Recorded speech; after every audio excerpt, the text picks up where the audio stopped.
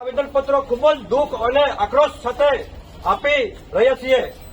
અમારા માટે આ જંગલ જમીન આવનાર પેઢીના અસ્તિત્વનો સવાલ છે. ઉમરપાડાના લોકો વર્ષોથી આ જંગલ પર નિર્ભર છે. અમારા પશુઓ માટે ઘાસચારો આ જંગલમાંથી મળે છે. વાંસ, મહોરો અને અન્ય વન પેદાશો મળે છે. જંગલ રહેશે તો વરસાદ રહેશે, વરસાદ રહેશે તો પાણી રહેશે અને પાણી રહેશે તો અમારી ખેતી અને અમારા ગામનું જીવન નિર્વાહ ચાલશે. આજે સગબારા તાલુકાના લોકો આવીને અમારી જમીન પર દાવા કરે છે ત્યારે અમારો સીધો જ પ્રશ્ન છે કે શું ઉમરપાડાની ગ્રામસભાએ ત્યારે સગબારા તાલુકાના લોકોને ઉમરપાડાની જંગલ જમીન પર ખેતી કરવાની મંજૂરી આપી છે? ના, આજ દિન સુધી નથી. આખા તાલુકામાંથી કોઈ પંચાયત ઠરાવ થયેલો નથી. ખોટા ઠરાવો, નકલી દસ્તાવેજો બનાવીને ગેરકાયદેસર જમીન પચાવી પાડવાના કાવતર કરેલ હોય તો તેને પણ કાયદેસરની તપાસ કરવામાં આવે, સજા કરવામાં આવે. ઉમરપાડાના ઘણા પરિવારો ઉકાઈ ડેમના કારણે વિસ્થાપિત થયા છે. ઘણા લોકો પાસે આજે પણ ખૂબ ઓછી જમીન છે. અમુક લોકો પાસે જમીન પણ નથી.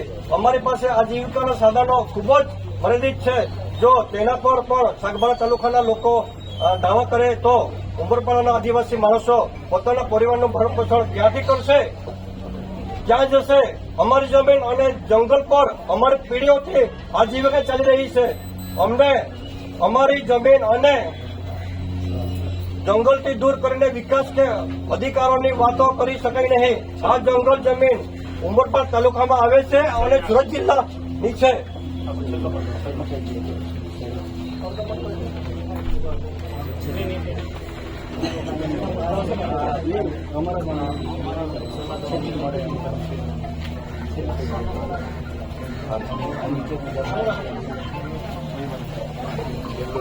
એફઆરઆ કાયદા હેઠળના તમામ દાવાની કાયદેસરની પ્રક્રિયા મુજબ નિષ્પક્ષ તપાસ કરવામાં આવે.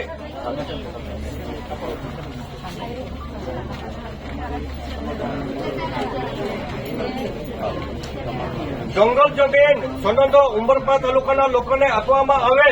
આથી અમારી ઉપરોક્ત માંગણીઓ અંગે તાત્કાલિક તપાસ અને યોગ્ય કાર્યવાહી કરવામાં આવે તેવી અમારી સ્પષ્ટ માંગ છે. જય આદિવાસી. ભારત માતા કી જય.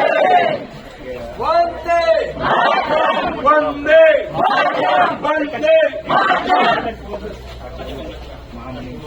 માન્ય સાહેબ પતિશ્રી મહામુહિમ રાજ્યપાલ સાહેબ શ્રી રાજ્યપાલ ભવન ગાંધીનગર ત્યાં સુધી